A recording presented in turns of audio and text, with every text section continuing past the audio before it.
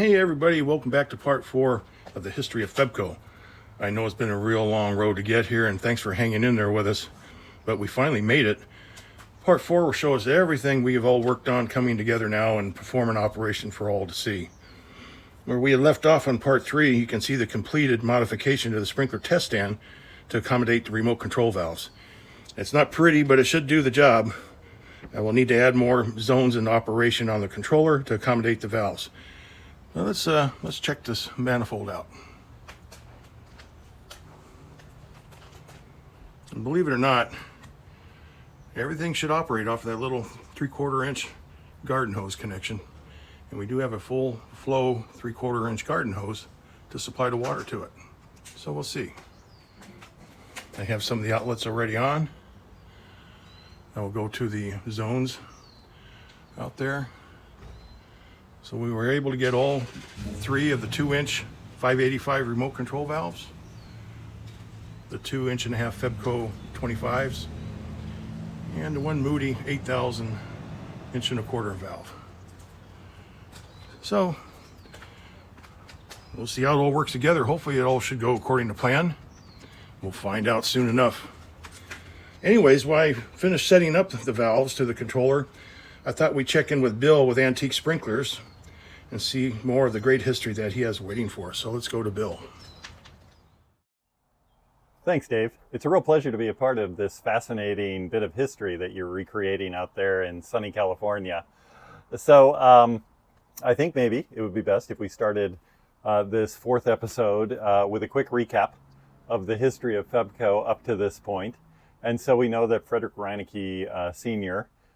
Came from the Pittsburgh, Pennsylvania area to Southern California in the early 1920s.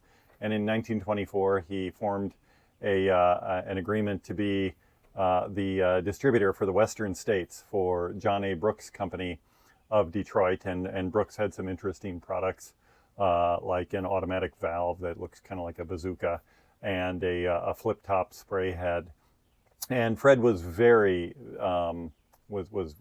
very successful in that business as a Brooks dealer out there. And I myself have gotten my hands on a lot of Brooks equipment, especially those spray heads that were installed out there during his time. So in 1949, that agreement runs out and Fred starts his own company, and that's where we get FEBCO. The name using the letters that are the first letters of each of his children. And so you have Fred Jr., Edwin, Bill, Charlotte, and he reserved O for Old Man, which was him. And they flourished. They made automatic controllers, valves, and mostly spray heads. I don't know that they ever made a rotor while the Reinekes owned the business. And you'll get a sense from Dave a little later in the video just how successful FEBCO was, especially there in Southern California. And in around 1962, they moved out to Sun Valley, and the children were very successful. And I know I've talked about Edwin becoming Lieutenant Governor of California. He was also a U.S. Congressman. He was in the House of Representatives, and he was the chairman of the Republican Party of the state of California in the 1980s. But he was also an inventor, and this is where I learned that his first name was actually Howard. I guess everybody called him Ed, and on his gravestone, on his marker, he's called Ed.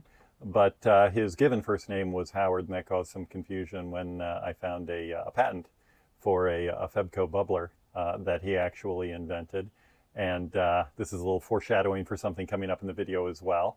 And then also found his service record for World War II when he was on the USS Cowie, which was a destroyer that did a lot of escorting of convoys across the Atlantic during World War II. Very dangerous assignment. That, if you've ever seen that movie, I think it was called Greyhound, that starred Tom Hanks. It gives you a really good sense of what those guys went through trying to keep the U-boats away from our ships. And so that brings us up to date with FEBCO. And in 62, they're out in Sun Valley. And then 3 years later, a guy named James Cosin comes along. He has a company called General Sprinklers, and he buys FEBCO from the Reineke family. And he happens to also own another brand, and that is a little company called Buckner. And I think at this point I'm going to hand it back over to Dave. Don't worry, I'll be back. And he's going to bring you up to date on the work that he's been doing on getting those valves operating. All right, welcome back. And thank you, Bill, for bringing us more of the rich history of FEBCO. Okay, we got our valves in place, all the piping going on top of the ground of the sprinkler heads in there, and the control tubing connected. I have to bleed a couple of them out still. And I made some modifications to the controller. Let's take a look. I added more zones onto the controller. We're going to be using 8 out of the 9. More connections there on the solenoids. More connections on this side. And all the control tubing going on out to the valves. Probably about 10 feet away. We're going to go ahead and bleed off this control tubing for this particular valve, just to make sure there's no air left over in the line. Having air in the line is not too good. You have a slower response, and it happens to be zone number 2. So we're going to go ahead and switch it to manual operation.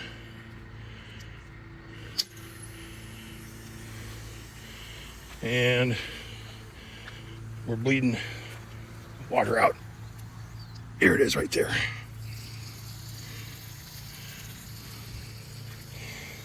On a short run, it probably wouldn't make much of a difference. But out in the field back in the day, some of these runs were a quarter of a mile or half a mile from the controller.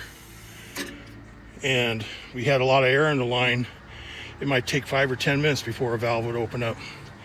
Have to compress all that air. So here, we're not too bad a shape. And I'll go ahead and reconnect it now. It happens to be zone number 2. And we're going to go ahead and just check it real quick. Make sure it works. And it does. Okay. Okay, we're going to check out our entire layout. See where everything is.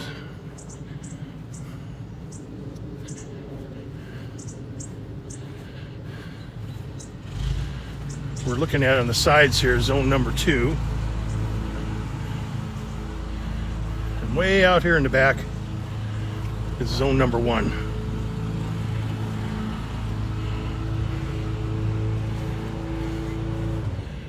That's zone number 1.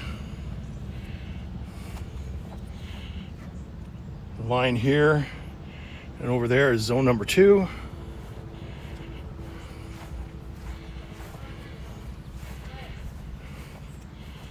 Number 3 is the Skinner line.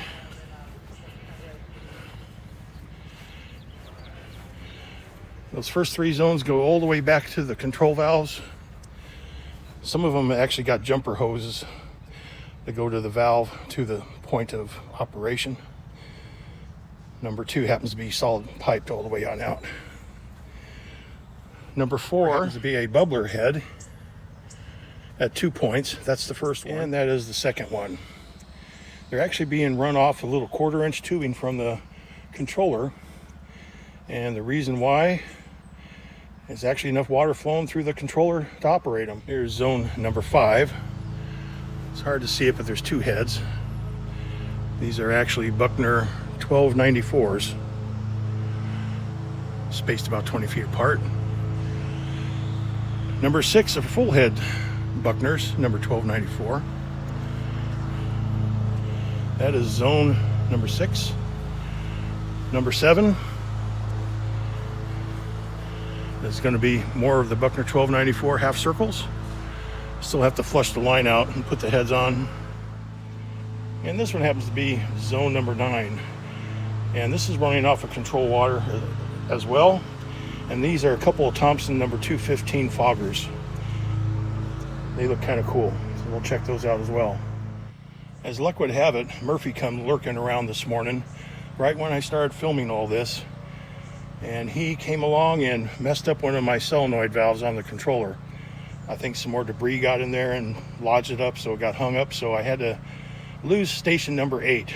So It's unfortunate, but we can still make it all work. And there's the stub sticking out right there. Okay. Before we launch our cycle into zone 1, I thought we'd take a look at some of these spray heads that we have out of the FEBCO catalog that you're going to be seeing on zone 1. This one here happens to be a half circle. I do believe it's a number 140. This is out of the 1954 catalog. It's about the only half circle or the only 140 model number that I have. Let's take a look at some others. And if we move up to the 1960 catalog, we'll take a look at the 152, which I have an example right here. Actually, I got 3 of them, 3 full circles. And it says it was formerly the number 150. Well, it just so happens I have a 150 model. You see the size difference. But I do not have a catalog that shows them brand new for the 150 model. Interesting. So anyways, we're going to see 2 of the halves and 3 of the fulls. And then we're going to take a look at the 122, or formerly the 120 low throw shrubbery spray head, and I happen to have one of those. It does say 120 on it. It's kind of hard to see it. It's right there. So we have that, and we'll move on. And to look further, we're going to be seeing this FEBCO number 120 in a quarter circle. It has no screw adjustment on it. Anything, the water just kind of comes just straight on out. Then we have the 122. That happens to be a half circle. And this one here happens to be a quarter circle. So there's a comparison between the 122 and the 120. The 122 had the screw adjustment, the 120 did not.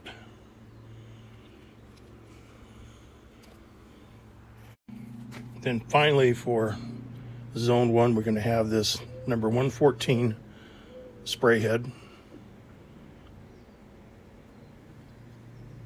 And this one happens to be in the catalog of the parts from 1969.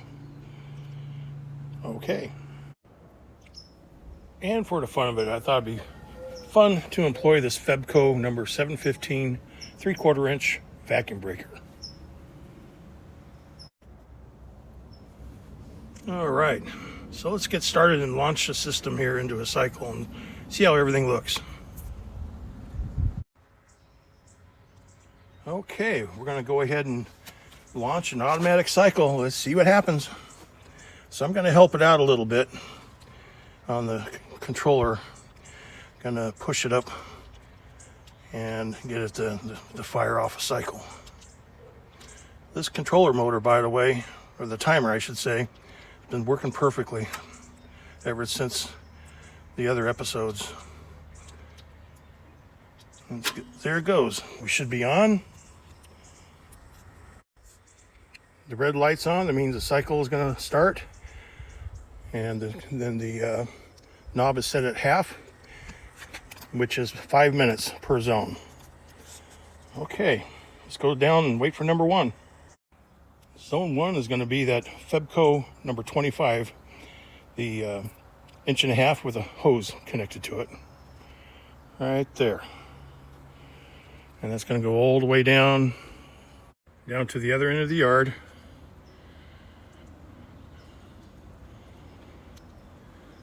And it should be going off here pretty soon.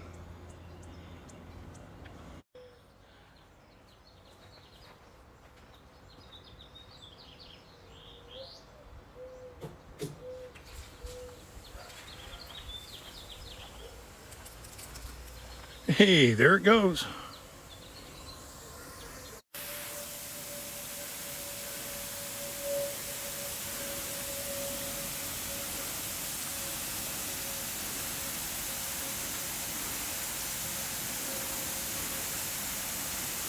There's the full heads to the left, half circles to the right, and those little shrub circles right there. And finally the little part circles.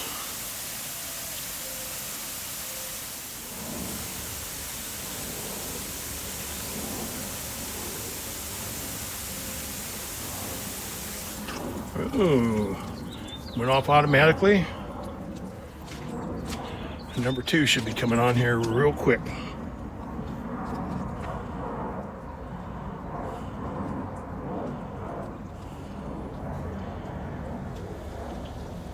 And there it comes.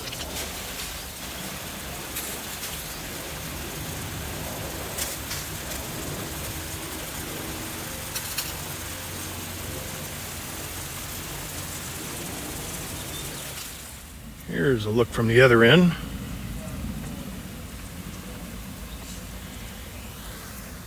And this one's being operated by the FEBCO 25. Closest to us, we can see the water dripping out of the union there a little bit. Let's take a closer look at zone 2. We have mostly all but one of the 3/4 inch number 212 pop-up lawn sprays. And we have one of the 202s, a 1/2 inch pop-up lawn spray.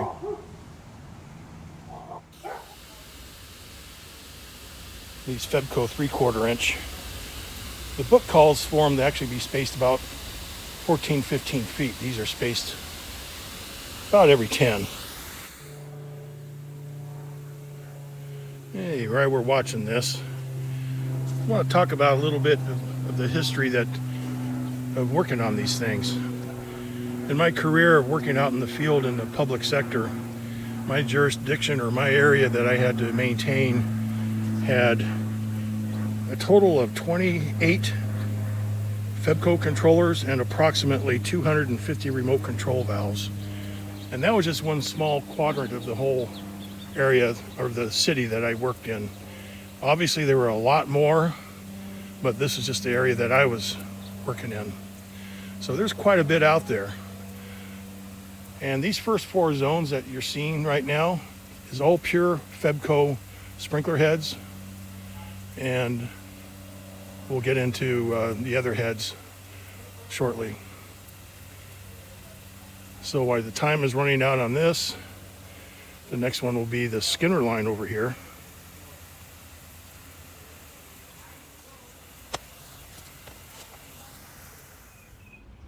So next up we have zone 3, and we're going to be looking at these Skinner spray tip nozzles.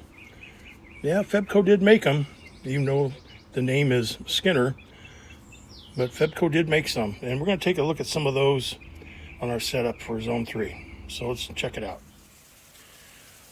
Also, it's worth noting that all these installations by FEBCO was put in the building boom era, from about the middle 1950s all the way up into the early to middle 60s. And they had quite a bit, obviously, so it's pretty interesting. And we'll talk more about that in a little while.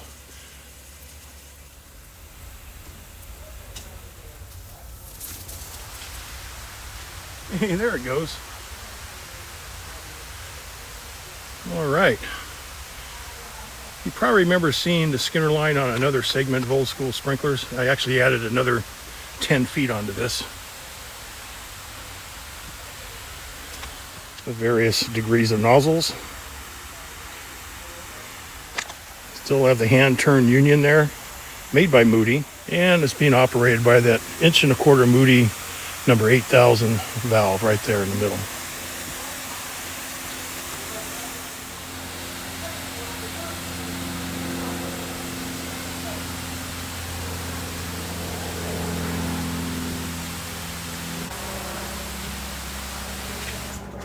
All right, time's up on that.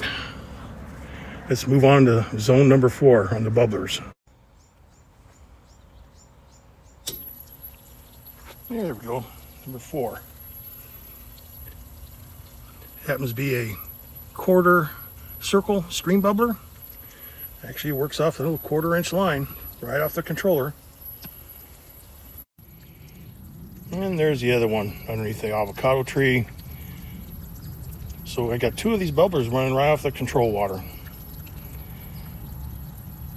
That one happened to be a full circle, but it's actually using 3 out of the 6 jets.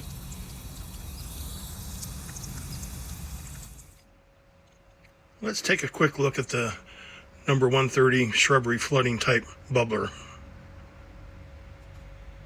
There it is, there in the catalog from 1960. Okay, let's get back to the bubblers.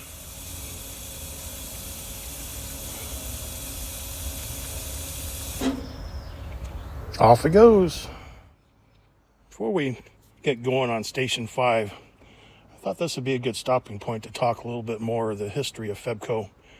About in the middle 60s to the early 70s, there was a lot of things that were going on. And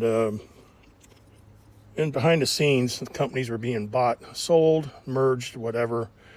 And I'm showing this Buckner sprinkler head that was lawnmower damaged and repaired as a reference point of where we're going. Bill, if you're with us, if you don't mind jumping in here, that'd be great. But I know on the sprinkler heads of things, as the years went by, some of the FEBCO heads were being slowly phased out, and they were jointly ventured with Buckner and into a company called John Mansville. A lot of the original FEBCO stuff is slowly disappearing, at least as far as sprinklers are concerned.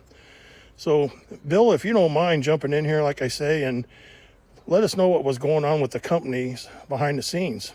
I appreciate it. Thanks, Dave. I do want to correct one thing really quickly from the previous segment I did. James Cosin purchased FEBCO in 1964 rather than 1965. It's a small thing, but when you can get those things right, I think it's better to do so. And when he bought FEBCO, you know, they were largely a controller and a spray head line for the most part, for most of their history.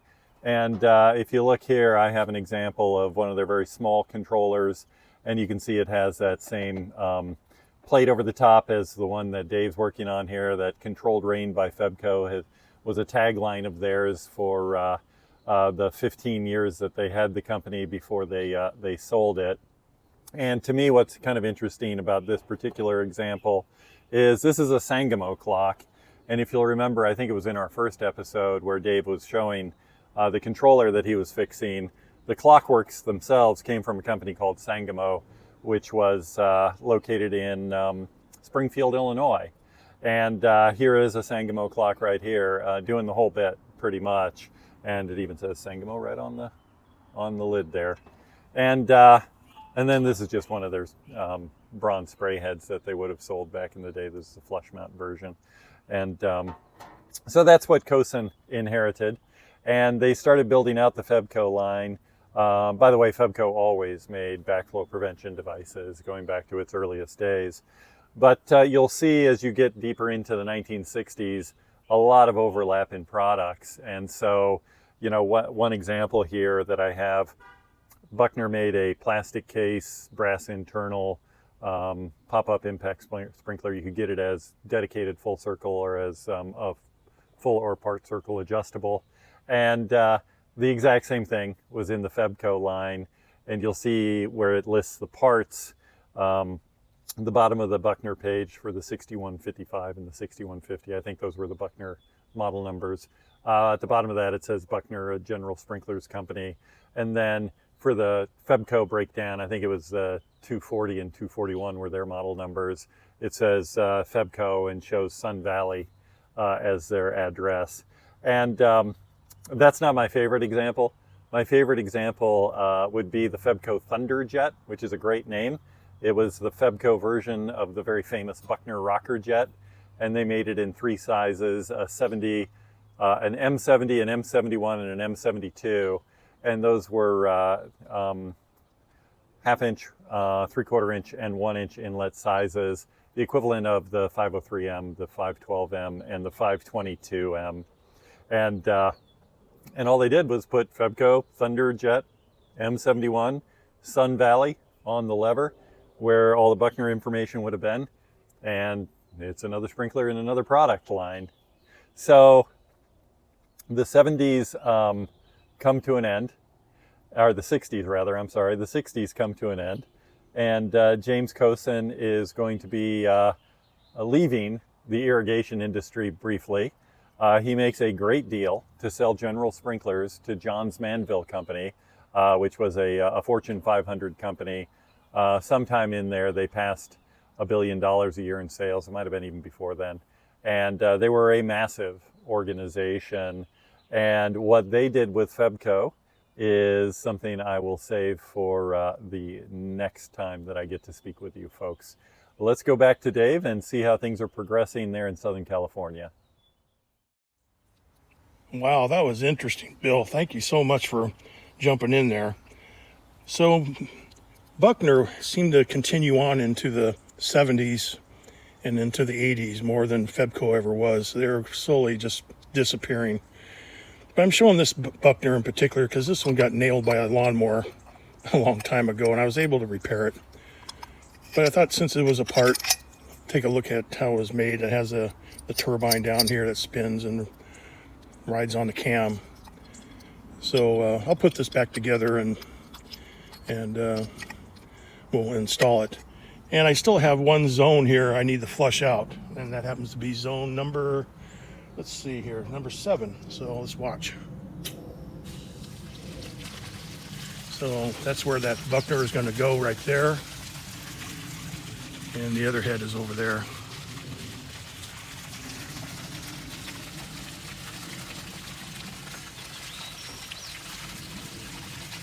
All right, we'll turn it off. Hopefully. There it goes. I just wanted to show you what the 1294 parts breakdown looks like.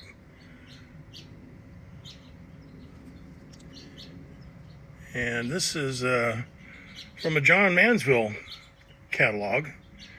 That does show the Buckner and FEBCO products in there. And it's also from 1974.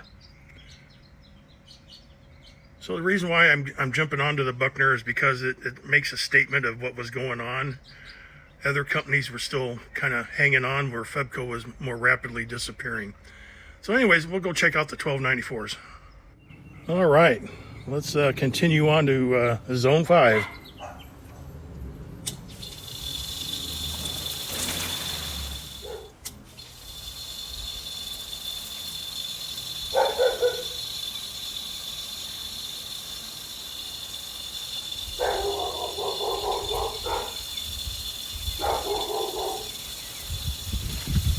So we have 2 half-circle 1294 Buckners. And for some reason, the next door neighbor's dog doesn't like the sound of the cams clicking away.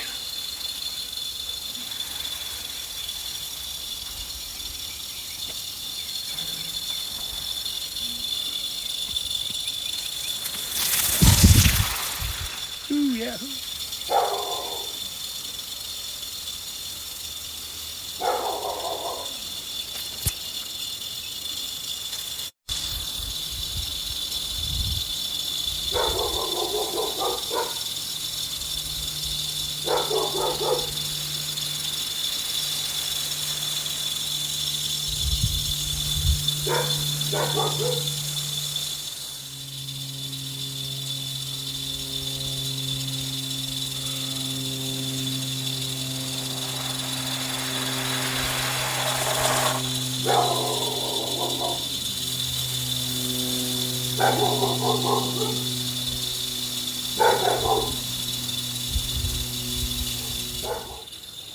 This particular zone, the heads are spaced about 20 feet.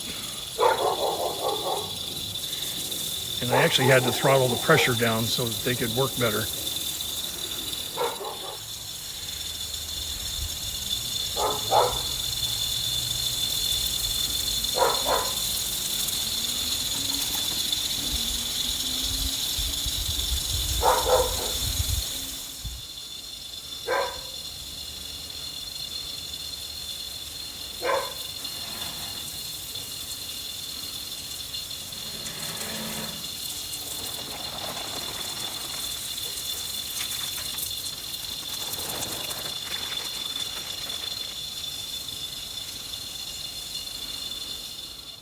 This zone is being operated by that 2-inch number 585 right there in the middle of the picture. Okay, should be going off here pretty soon.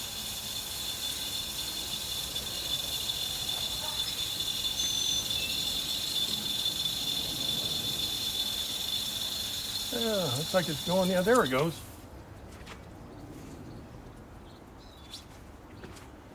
Let's see what happens on the next one, zone 6. There it goes.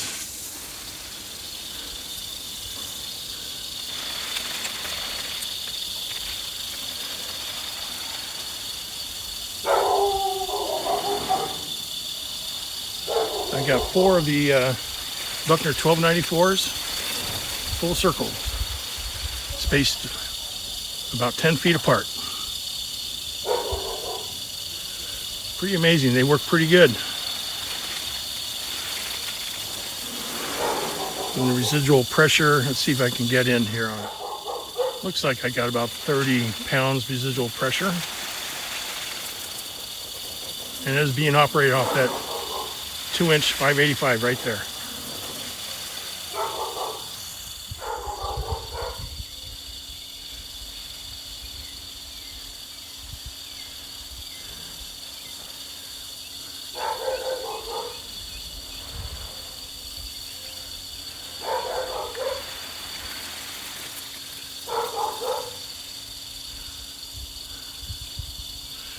They sure do a good job of covering everything.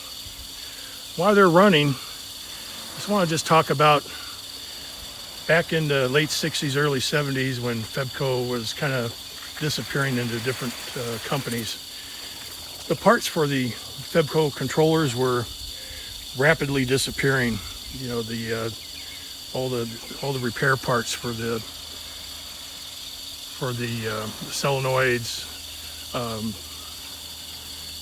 the clock parts, all that stuff was all discontinued. So they were not selling any new FEBCO controllers back then.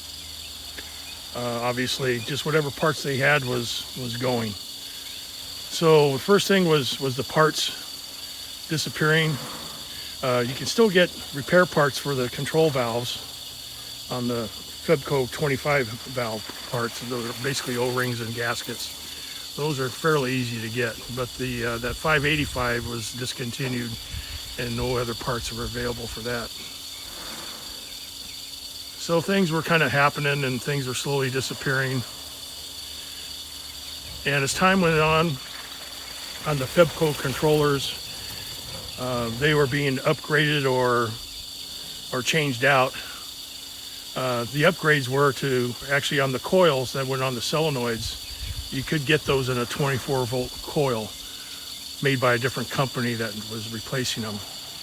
And you could get that and replace it and then change out the controlling mechanism and put in an electronic type controller that operate the solenoids or the 24-volt coils. So that was an answer to changing them out, but you still had the hydraulic system. So that was always kind of another issue. But however, it did work and kept some of the other FEBCO stuff going for a while. And as we did take out some of the FEBCO controllers, we kept the parts out of them to keep the other controllers going. Moody Rainmaster was kind of big in its day at that same time period. And you could get a Moody Rainmaster hydraulic controller either in a normally open and normally closed. And we were getting a lot of those and normally closed to replace the FEBCO controllers. So that was going on into, oh my goodness, into the late 90s. And Moody eventually turned into WeatherTech, I do believe. And so that was that'd be another subject to talk about a future date as a Moody company. Maybe we'll do that in some other episodes. But anyways, FEBCO, the parts were disappearing. Robbing Peter to pay Paul to keep other ones going, changing some out. So exciting times back into the late 80s, into the 90s. So let's see if this next zone's about ready to go. Boy, these Buckner 1294s are sure looking good.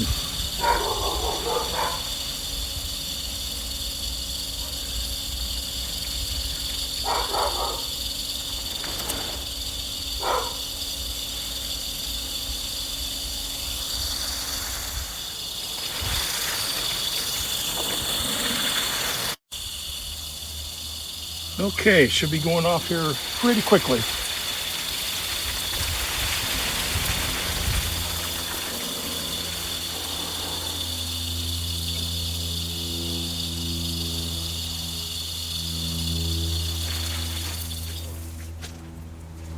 There we go. Okay, zone 7 ought to be firing up here pretty quick. There it is. There's that repaired head working right there. And that control valve is right there. The other 2-inch 585. So let's watch.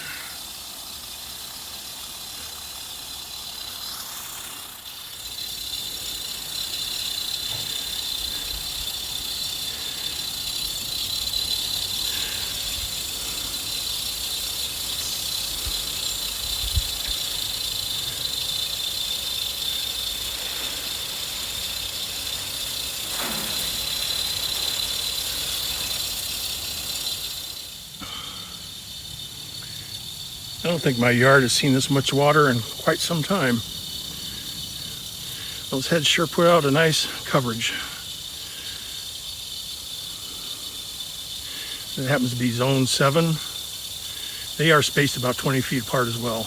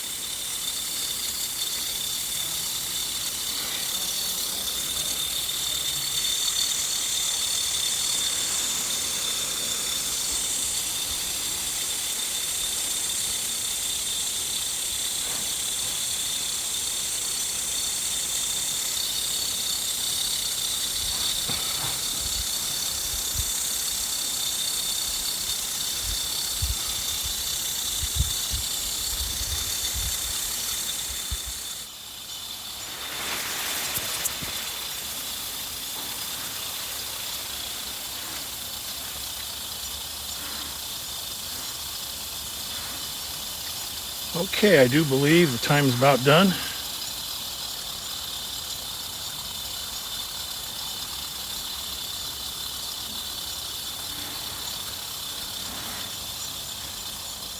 There it goes. Okay, we're waiting for the last and final zone to come on. This will happen to be zone number 9. Let's see how this goes.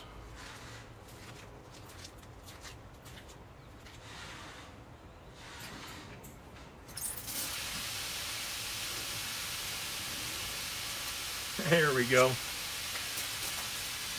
Zone number 9 happens to have a couple of Thompson, I do believe they're number 2 15s. They're foggers. They work great in little small planted areas and growing houses, greenhouses, etc. So these foggers are just working off a little 1/4-inch line right off of the solenoid, off the controller itself. And there's no remote valve involved. This was on station number 8, but this morning station 8 was giving me some trouble, and I can thank Murphy's Law for that one. I think some debris got in there and clogged it up and messed it up, so we jumped it to number 9. So I thought we'd enjoy this a little bit. And we're wrapping up for the conclusion of our FEBCO series, but before we go, I invite you to stick around for a little bit more. I want to talk about, with Bill's help from Antique Sprinklers, if he doesn't mind coming back, talk about how the FEBCO name is what it is today and where it's at today.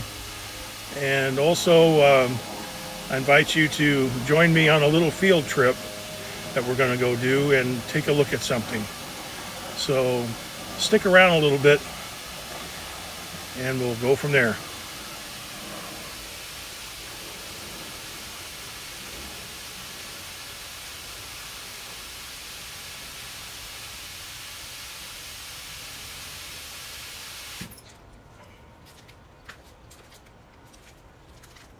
All right, that concludes it. So stick around for Bill. He's going to talk a little bit as I go on the field trip, and we'll join up with you there. Thanks a lot.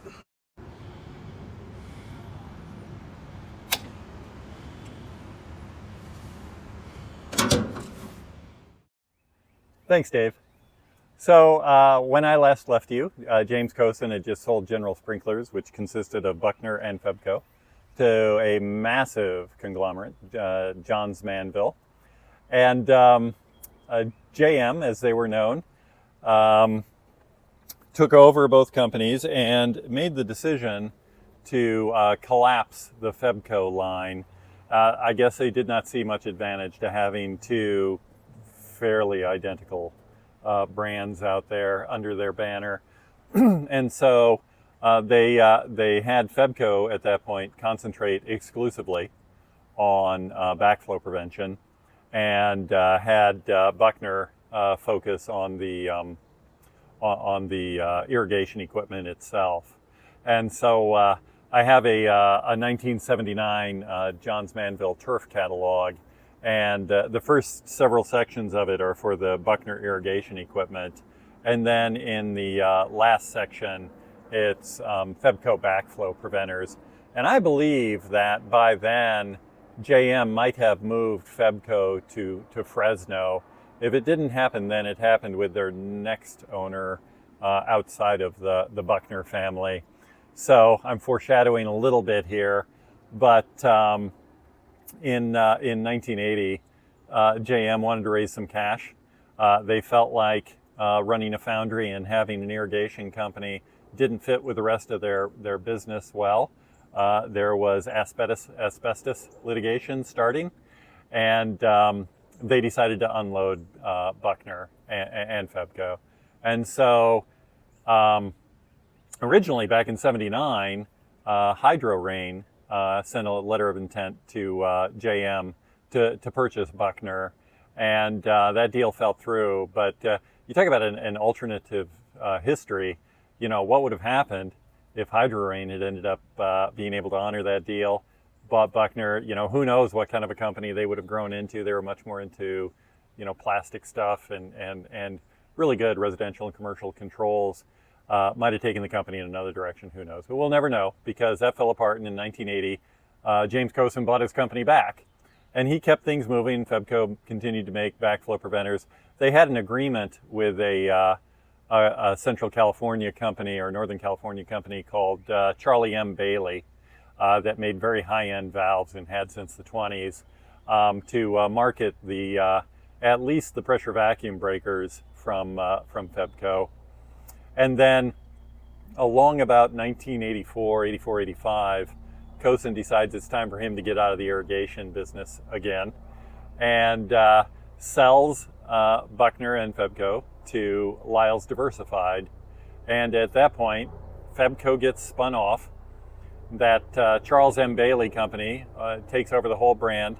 And they build a factory there in Fresno, and they sell FEBCO for many years. And then, sometime before 2006, FEBCO is sold once again. And this time it's purchased by Watts Regulator, and that's the company that owns the brand to this day. And, you know, it's kind of interesting for me to think that at this point, Watts Regulator has owned the FEBCO brand longer than the Reineke family owned it. The Reineke family owned that brand from 1949 to 1964. That's 15 years. And then now Watts has had it since, at a minimum, 2006. I couldn't find the exact date, but they were advertising FEBCO under the Watts brand, or jobs for them, by 2006. So that's now 19 years ago. And that's where you'll find FEBCO today if you go looking. So kind of a circuitous path for them. Starting out really dedicated to the idea of automatic irrigation and being able to water without manual intervention, and ending up being a fairly well-respected name in the backflow prevention business under the umbrella of what was originally one of their competitors in Watts Regulator. So I hope you've enjoyed this story about the history of FEBCO. I think it's a great company, a really interesting family that started it. Goes deep into the roots of landscape irrigation back in the 1920s. And I hope you are also enjoying the amazing things that Dave is doing here with this very old controller, very old valves, very old sprinklers, and there's a really great ending ahead for us. So stay tuned, and thanks for watching my little contribution to this. I really appreciate having been included in it. Okay, we've reached our destination here on our field trip. And as we walk to our surprise here, I just want to thank Bill with Antique Sprinklers one last time with his final comments on FEBCO. So thanks again, Bill. And there is our FEBCO, still hanging on the wall. And it's been screwed shut. So we're going to go ahead and get some tools and open it up. As we take the screws out of this, I just want to say this is probably the last survivor that I know of anywhere. And I had forgotten all about this controller until we were doing our FEBCO series. So I checked into this, and it was still here. Probably the last time I maintained this system here was probably in the late 70s, and this was probably mothballed in the 1980s. And oh my goodness, look at that. You talk about mothballs. That thing is pretty interesting. I wonder what the inside looks like. Ay, ay, ay, ay, ay.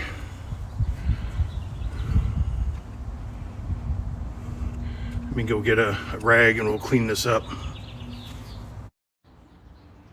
I also would like to add that this was probably installed in 1963, perhaps 1964 at the latest.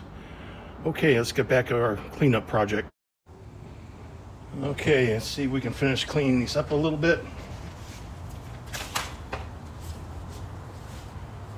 FEBCO was always good at putting little diagram maps in of where all the zones were and the heads and so forth. And it looks like, according to this, the highest numbered zone is 21. So it sure accounts for all the switches down here on the bottom.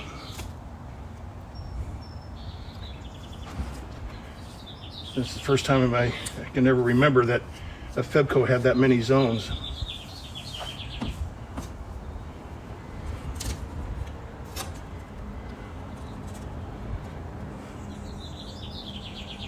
Oh my gosh, look at all this dirt in there.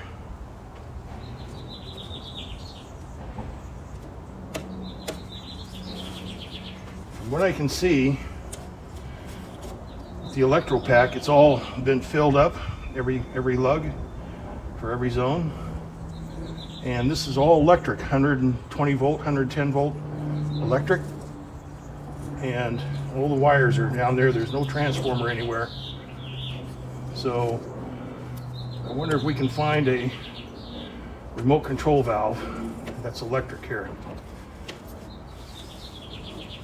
So let's go on a hunt. So the closest one I could find here next to where we're at, we are at the controller right here. There's a control valve looks like right next to us here. That looks like it's number 7. So let's go look.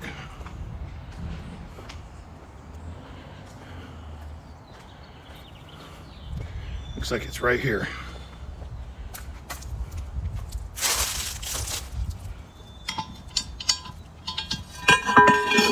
There it is, cockroaches and all.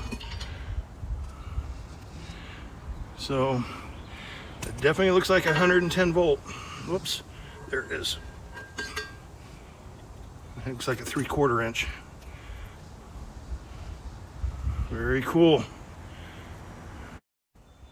And we'll put it all back together here.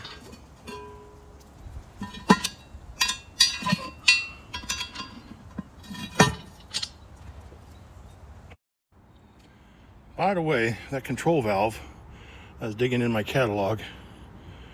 The electric one is right there. It's model 1825G, it looks like, or C. Looks like a G. So that happens to be the valve in my old 1960 catalog. This controller will probably never ever be used again.